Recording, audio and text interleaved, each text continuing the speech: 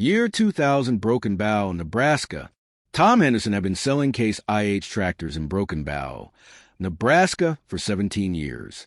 He'd seen farmers trade in worn-out machinery they'd nursed through one more season. He'd arranged financing packages that stretched families so thin you could see daylight through their budgets. He'd watched good people lose their farms and watched lucky ones hit it right. But he'd never seen anything like the man who walked through his door on a Tuesday morning in March 2000. Harold Bergstrom was 58 years old, wearing Carhartt bibs that had seen better days, a John Deere cap that was probably older than Tom's youngest kid, and boots that clearly spent most of their time in the field. He walked with the slight forward lean of a man who'd spent decades on tractor seats, and his handshake had that particular firmness that comes from a lifetime of manual work. "I need to talk about tractors," Harold said. Tom gestured to his desk. Standard opening. Every farmer who walked through that door needed to talk about tractors. "What are you looking at? Trade-in? Upgrade?" Harold settled into the chair across from Tom's desk. "Neither. I want to buy 5 MX Magnums. Cash." Tom's pen stopped moving. He looked up. Harold's face was completely serious. "I'm sorry," Tom said carefully. "Did you say 5? 5. Cash. Cash." Tom set his pen down. In 17 years of selling farm equipment, he'd financed million-dollar deals. He'd arranged lease packages that covered entire fleets. But he'd never heard anyone casually announce they wanted to walk out with over $500,000 in equipment, paid in full. "Mr. Bergstrom," Tom started, "I don't mean any disrespect, but that's $650,000, give or take," Harold interrupted, "depending on configuration. I know what they cost." There was a pause. Outside, a semi loaded with fertilizer rumbled past on Highway 2. The fluorescent lights hummed. Tom tried to figure out if this was a joke, some kind of farming community prank, or if the man sitting across from him was actually serious. "Before we go any further," Tom said, leaning forward, "I need to explain something to you about what you're about to hear. What I'm going to tell you isn't just one man's story. Everything I'm about to describe, the equipment specifications, the economic conditions, the decisions Harold made, all of it is drawn from documented agricultural history, USDA reports, Case IH production records, and interviews with farmers and dealers who lived through this exact period in rural Nebraska. While I constructed this narrative for clarity, every fact about the 2000 farm economy, every detail about these MX Magnum tractors, every aspect of the financial landscape is real. This isn't fiction. This is how it actually worked. Now, to understand what happened next in that dealership, you need to understand where Harold Bergstrom came from. Harold was born in 1942, right in the middle of World War II, on the same Custer County farm where he still lived in 2000. His father, Leonard Bergstrom, had bought that quarter section in 1938, 160 acres for $3,200, borrowed from an uncle because no bank would touch farm loans in Nebraska that year. Leonard had seen the Dust Bowl. He'd seen his neighbors auctioned off their land. He'd watched men with college degrees work for 30 cents an hour because there was nothing else. So Leonard Bergstrom taught his son one lesson above all others. Never, ever, ever owe money you can't pay back tomorrow. Harold grew up watching his father do things that seemed crazy to neighbors. While other farmers leveraged up in the 1950s boom, buying new machinery and more land, Leonard kept running equipment that was old when Truman was president. While everyone else expanded, Leonard saved. Put money in coffee cans, then in bank accounts, then in treasury bonds. Lived like he was still in the Depression, even when times got better. "That's what got people in trouble," Leonard would say, standing in the machine shed looking at his ancient John Deere Model A. "They thought good times last forever. They don't. Bad times come back. They always come back. And when they do, I'll still have my farm." Harold absorbed those lessons at a molecular level. He took over the farm in 1967, when he was 25 years old. His father gifted him the original 160 acres and sold him another 160 he'd accumulated over the years. Harold paid cash, money he'd saved from 5 years working construction in Lincoln before coming back to farm. From day one, he operated by his father's rules. If you can't pay cash, you don't buy it. If you can't afford to lose it, you don't risk it. If you don't absolutely need it, you don't buy it at all. The 1970s were hard. Everybody remembers the boom at the end of the decade, but the early years were brutal. Corn prices bounced between $1.08 and $1.57 per bushel. Harold ran old equipment, rented a little land when he could afford it, and saved every penny that didn't go to seed, fuel, or feeding his young family. His wife, Martha, kept the books and kept the household budget tighter than a bowstring. Then came the boom. 1977, 1978, 1979. Land prices shooting up.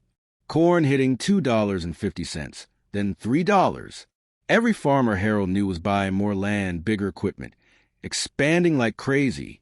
The agriculture secretary had told farmers to get big or get out, and everyone took that advice seriously. Harold didn't.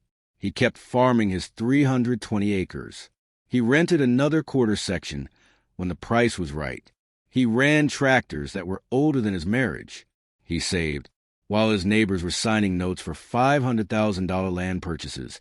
Harold was putting money in CDs at 14% interest. "You're missing out," his neighbors told him.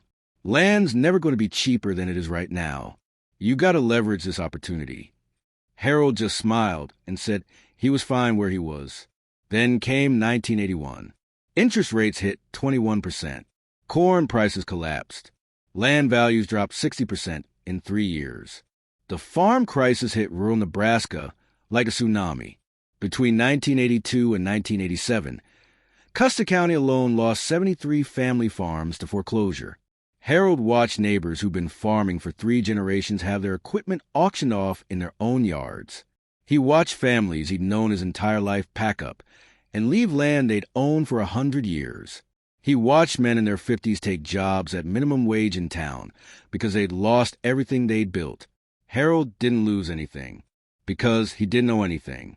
He kept farming his 320 acres. He kept renting that quarter section. He kept running old equipment. And he kept saving because those CDs were still paying double-digit returns even as everyone around him was drowning. When his neighbor Roy Heineman finally couldn't make it in 1984, Harold bought Roy's 160 acres at the auction. Paid cash, $280 an acre, which was half of what Roy had paid for it in 1979. Harold felt terrible about it, but Roy told him, "Better you than some banker or corporation from Omaha." By 1987, when the dust settled and the crisis finally eased, Harold owned 640 acres, 480 acres free and clear, and the original 160 his father had gifted him. He was 45 years old. He had no debt. He had money in the bank. And he had a farm that, theoretically, could support a son if that son wanted to come back. Which brought us to Michael. Michael Bergstrom was born in 1974. He grew up watching his father work 18-hour days on equipment that should have been in a museum. He watched his mother pack school lunches that were mostly peanut butter sandwiches. He wore hand-me-down clothes from cousins and boots from a consignment store in Kearney. His father drove a pickup truck that was older than Michael was. Their farmhouse had one bathroom and a furnace that barely worked. And yet, Michael later understood they were never in danger. Never worried about losing the farm. Never watched the mail for letters from the bank with dread in their stomachs, like so many of their neighbors did. Michael went to University of Nebraska in 1992 to study agricultural economics. He came back to the farm in 1996, worked alongside his father, learned the operation, and he slowly began to realize that what had seemed like poverty was actually discipline. What had seemed like his father being too cautious was actually his father being strategic. His dad wasn't poor, his dad was liquid. Now, back to that dealership in March 2000. Tom Henderson was still processing Harold's statement about buying 5 tractors with cash. "Mr. Bergstrom," he started again, "I need to be straight with you. 5 MX Magnums. Depending on what you want for configuration, that's over $600,000. Most operations that buy that kind of fleet, they're farming. For 1,800 acres, Harold interrupted. As of next month, I've got deals signed on 3 adjoining quarters. Plus, I'm taking over the Schneider place when Earl retires in April. That's 2,080 acres I currently own or control, plus 2,720 acres coming available. I'll need the tractors by the time spring planting starts. Tom sat back in his chair. This was real. Can I ask? Financing on this kind of purchase, the interest rates right now are incredibly low. Prime is at 8.5%. We could probably get you financed at. No financing, Harold said. Cash. That's not negotiable. But here's what I need you to understand. I need these tractors at the right price, configured correctly, and delivered on schedule. If you can do that, I'm ready to write you a check today for the deposit. Tom picked up his pen again. Okay, let's talk about what you need. What Harold wanted was specific. 5 MX Magnum tractors, but not identical. He wanted 2 MX 270S, the big dogs, 270 horsepower for the heaviest pulling work. He wanted 2 MX 230S, 230 horsepower, the workhorses for most of the field operations. And he wanted 1 MX 210, 210 horsepower for the lighter work and transportation. Why 5? Tom asked. Why not 3 big ones or 7 smaller ones? Because I've done the math, Harold said. 4,800 acres, mostly corn and soybeans, some wheat. Spring planting window in Nebraska is tight. I need to be able to cover 400 acres a day when conditions are right. 2 MX 270S pulling 24 row planters gives me that capacity. The MX 230S handle cultivation, fertilizer application, secondary tillage. The MX 210 is for the bean planter, lighter cultivation, running to town for parts when something breaks. 5 tractors for operators during peak season, Michael and me plus 2 hired men, and 1 backup. That's the magic number. Tom was taking notes. Harold wasn't just buying tractors. He was building a fleet based on operational analysis. Configuration, Harold continued. I want the Magnum track-ready option on the 270s. I want front-wheel assist on all 5. I want the factory radar installed for speed calibration. I want the comfort cabs with air suspension seats. I want the 541,000 PTO on everything. And I want the premium hydraulic package. I'll be running heavy equipment. Tom was writing as fast as he could. This is Mr. Bergstrom. This is exactly the kind of spec sheet we'd put together for our most sophisticated operations. You've clearly thought this through. I've had 20 years to think it through, Harold said, which was true. Here's what Harold hadn't told Tom yet. Everything Harold had done since 1980 had been building toward this moment. After the farm crisis ended, Harold didn't stop being conservative. He kept farming his 640 acres. He kept saving. But he also kept watching. Watching land that came available. Watching who was thinking about retiring. Watching who was getting tired of fighting low commodity prices. And thinking about moving to town. He'd built relationships with every landowner in a 10-mile radius. He'd established himself as a reliable renter. Always paid cash. Always on time. Never damaged fences or complained about ground conditions. When someone had land to rent, Harold was the first person they called. By 1995, he was farming 1,680 acres.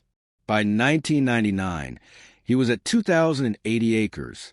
And he knew that in 2000, 3 major pieces of land were coming available. Earl Schneider was retiring, 1,120 acres. The Morrison estate was settling, 640 acres. And the Johansson family wanted out of farming, 960 acres. That was 2,720 acres total, and Harold had positioned himself to get all of it. But here's the thing. To farm 4,800 acres, he needed equipment scale for 4,800 acres. His current equipment, a mix of tractors from the 1970s and early 1980s, all maintained meticulously but fundamentally obsolete, wouldn't cut it. He needed modern horsepower, modern hydraulics, modern cabs with climate control. So he and his crew could work 18-hour days without destroying their bodies. He needed reliability at a scale his old equipment couldn't provide.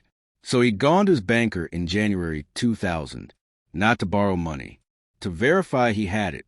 Harold, his banker, had said, looking at the account statements, You're sitting on $920,000 in liquid assets. CDs, money market, treasuries. You know you could invest this more aggressively, right? The stock market's on fire. Tech stocks are. I need to spend $650,000 of it on tractors, Harold interrupted. Can I do that and still maintain operational capital for the next 2 years if commodity prices stay flat? His banker did the math. Land rent payments were covered by existing cash flow. Michael's salary was modest. Operating expenses for 4,800 acres ran about $450,000 per year. But Harold's crop insurance and existing revenue would cover most of that. With $920,000 in liquid assets, spending $650,000 left $270,000, plus whatever the farm generated in 2000 and 2001. You can do it, his banker said. But, Harold, you're 58 years old. You're about to spend 2/3 of your liquid net worth on farm equipment. In this economy. Are you sure? Harold was sure. Because Harold understood something that Tom Henderson, the dealer, didn't know yet, and that most farmers in Nebraska didn't realize.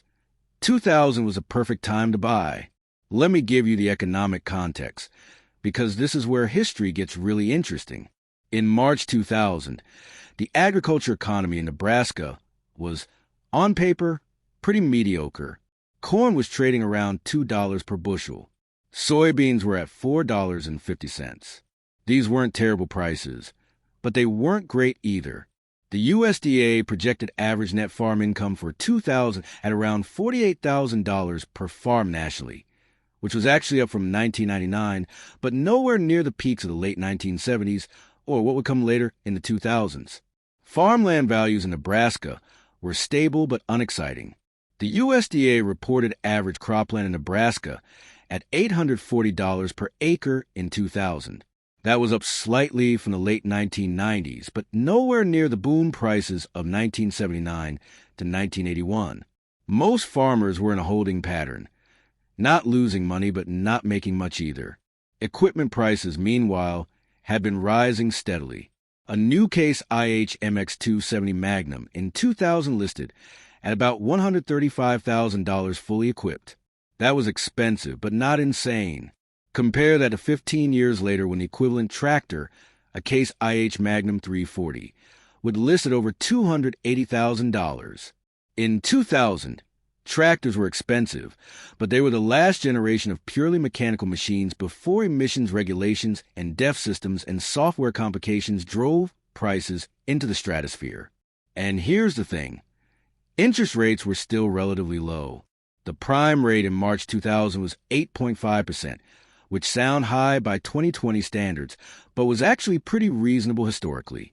Most farmers who needed to buy equipment were financing it at around 9 to 10%, which made the payments manageable.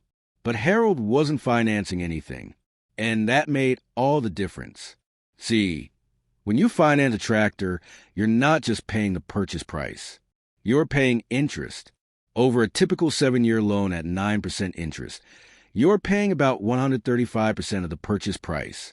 That $135,000 MX270, you're actually paying $182,250 over the life of the loan. Times 5 tractors, you're paying an extra $236,250 in interest alone. Harold was paying zero interest. Plus, there was another factor. In 2000, farm equipment was still relatively simple.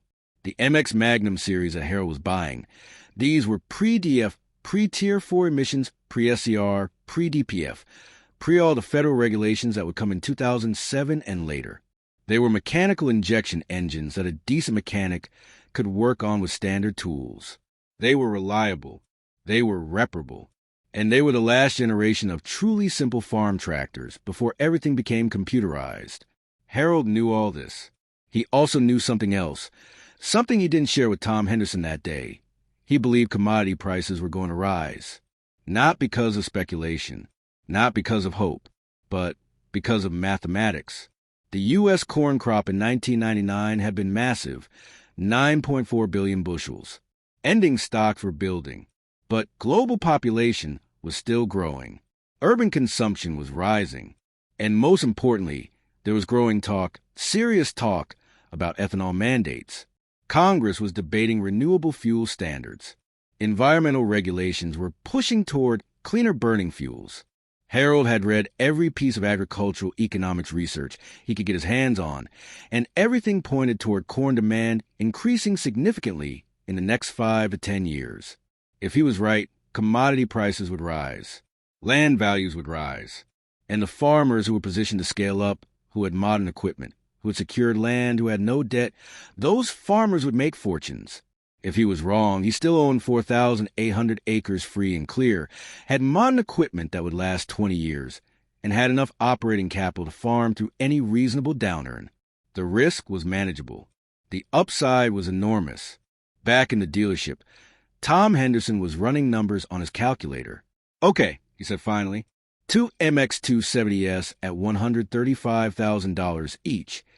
That's $270,000. Two MX230S at $118,000 each. That's $236,000. One MX210 at $108,000. Total purchase price, $614,000. I can probably get you a fleet discount. Knock that down to $590,000. Delivery in 6 weeks. You'd have everything by mid-April, ready for spring planting." Harold nodded.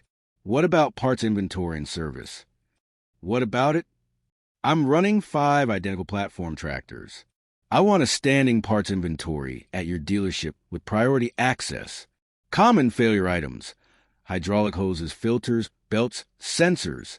If something breaks during planting season, I need parts same day. Can you do that?" Tom was impressed despite himself. "We can set that up. Most guys don't think about parts logistics until after they've already broken down.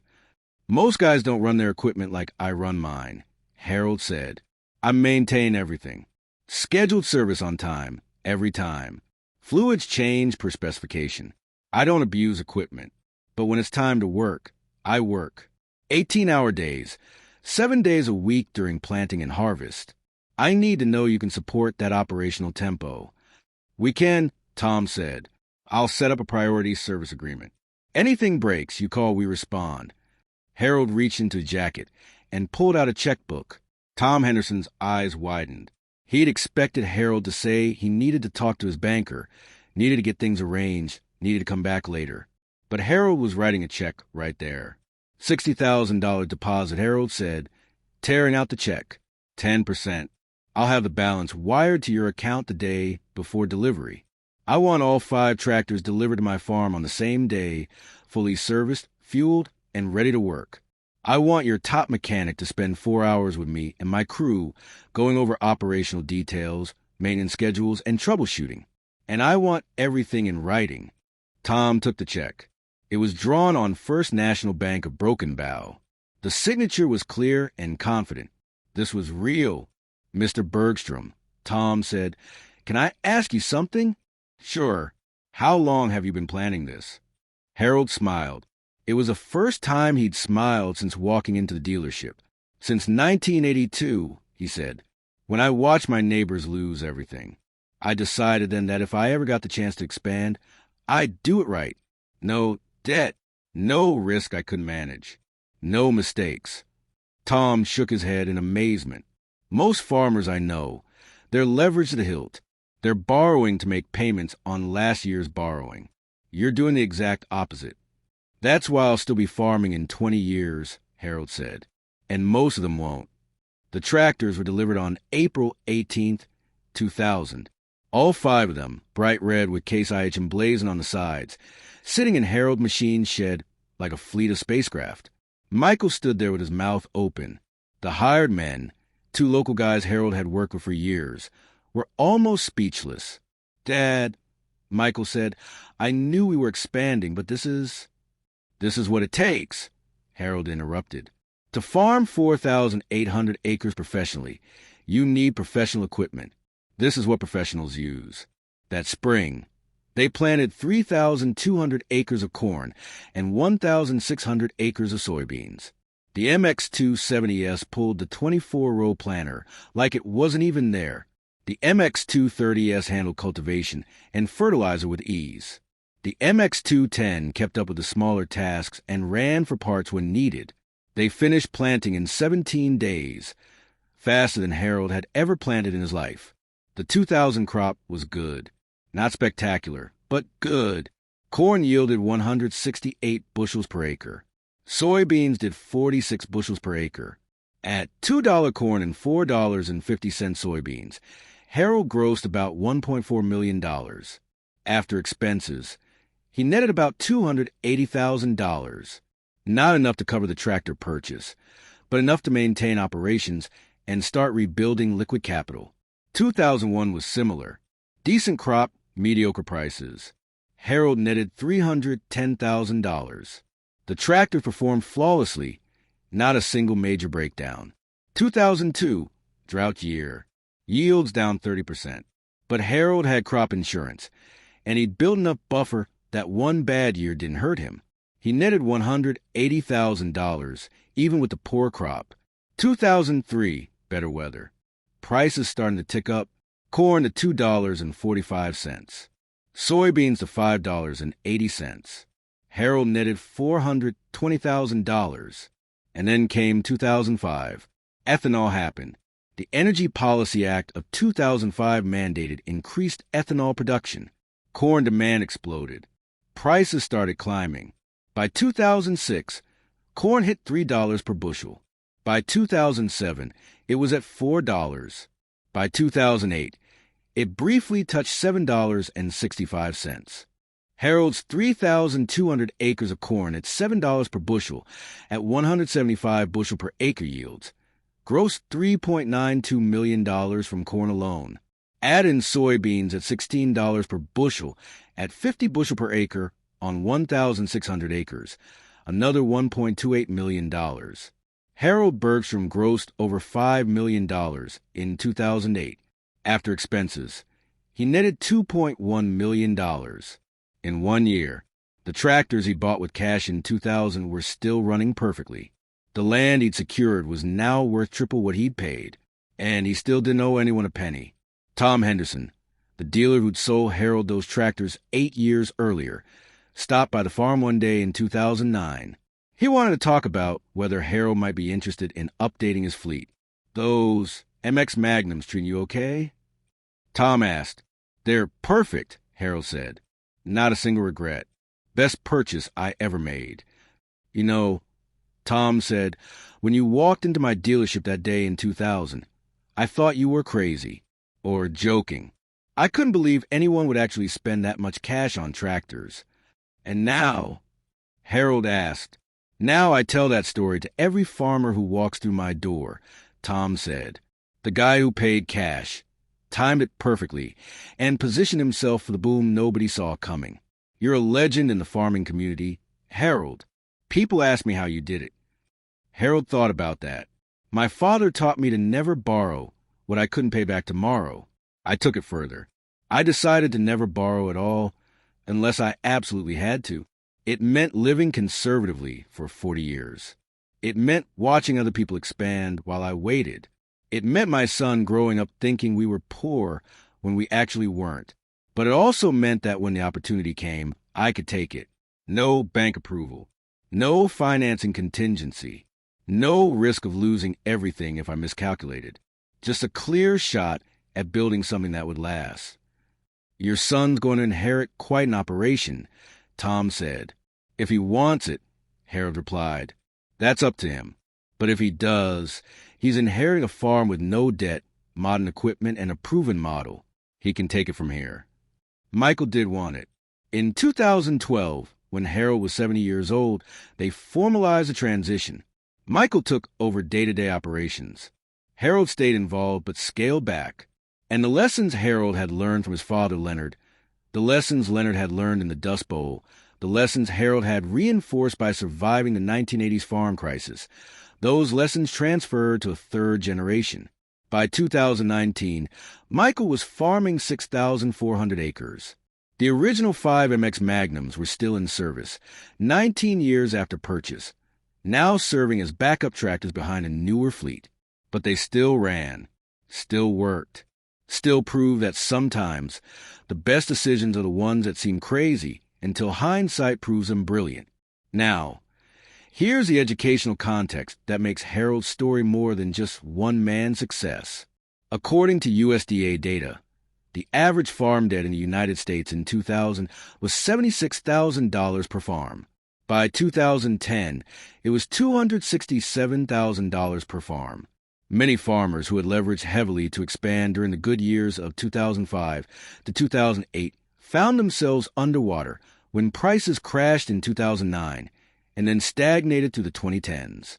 The Agricultural Resource Management Survey conducted by USDA showed that farms with debt-to-asset ratios above 40% had significantly higher failure rates during the agricultural recession of 2015 to 2019. Harold's approach, zero debt, strategic timing, conservative expansion, put him in the top 5% of agricultural operations in terms of financial stability. His decision to pay cash for equipment in 2000 meant he had no monthly payments, which freed up cash flow for operations. When prices spiked in 2007-2008, his profit margins were dramatically higher than leveraged competitors because he wasn't servicing debt. The Case IH MX Magnum series Harold purchased represented some of the last truly simple large tractors made. Introduced in 1998, they feature mechanical injection engines, no DF, no DPF, no SCR, relatively simple hydraulics, and cabs that were comfortable but not computerized. When federal Tier 4 emissions regulations came in 2011 to 2014, tractors became significantly more complex and expensive. The MX270 that cost $135,000 in 2000 became the Magnum 340, which cost $280,000 in 2015, more than double in 15 years. Harold's timing meant he bought at the tail end of the mechanical era, which gave him simple, reliable equipment that could be maintained without specialized diagnostic computers. From an agricultural economic standpoint, Harold's strategy demonstrated a principle that's often forgotten. In farming, timing isn't just about planting dates and harvest windows. It's about positioning yourself to take advantage of opportunities when they appear. Harold spent 20 years building liquid capital, establishing relationships, and maintaining a reputation as a reliable operator. When the expansion opportunity appeared, he was ready. When the commodity boom came 5 years later, he was positioned. And when the agricultural recession hit in the 2010s, he had the financial cushion to weather it. Let me ask you something. Have you ever made a financial decision that seemed extreme at the time but proved brilliant later? Has your family ever told stories about someone who did things completely differently from everyone else and ended up ahead? That's what Harold Bergstrom's story represents.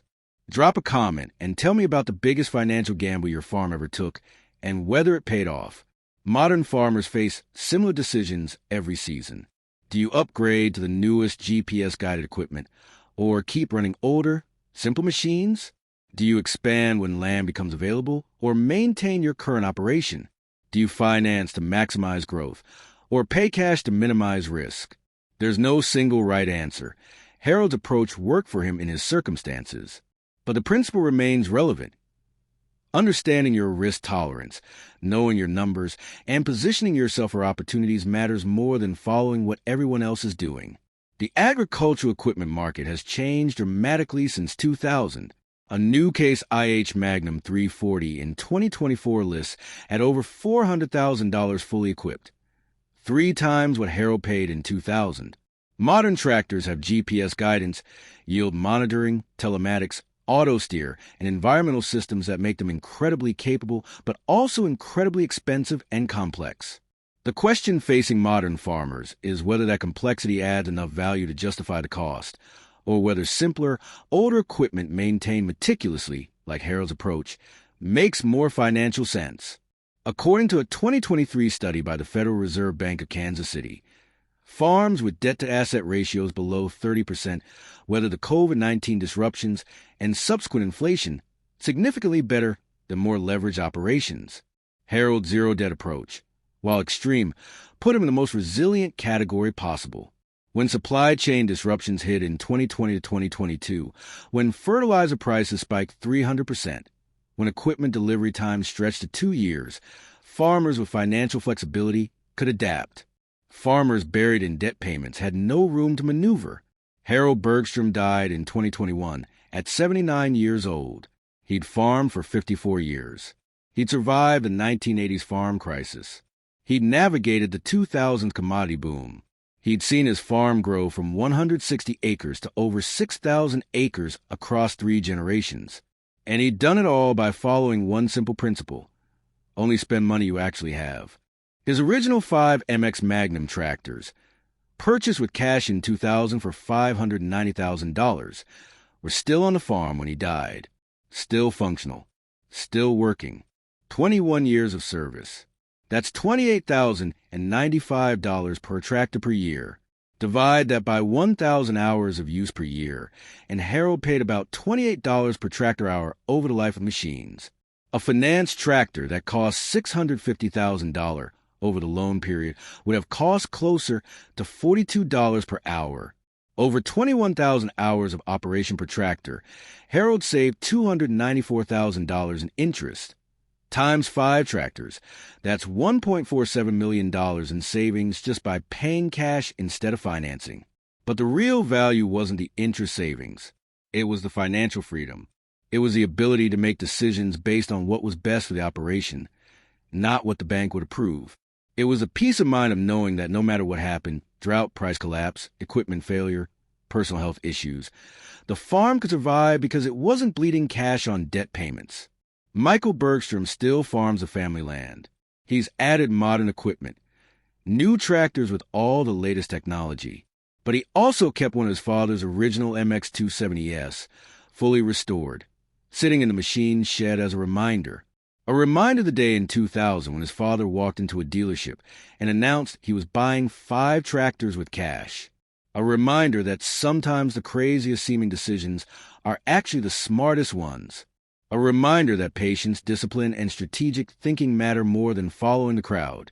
Tom Henderson, the dealer, is retired now, but he still tells the story of Harold Bergstrom, the farmer who walked in with a checkbook, changed Tom's understanding of what was possible, and demonstrated that in agriculture, the most important resource isn't land or equipment or even rain. It's capital you actually own. Here's my final question for you. What's the agricultural decision your family made that seemed crazy at the time but proved right later? Was there a moment when someone broke from conventional wisdom and it worked out? Or a time when following the crowd led to trouble? These stories matter. They're lessons that span generations. Share yours in the comments. This channel exists to document these moments, the decisions that define farming families across decades, the choices that seem obvious in hindsight, but were terrifying in the moment, the gambles that paid off and the ones that didn't.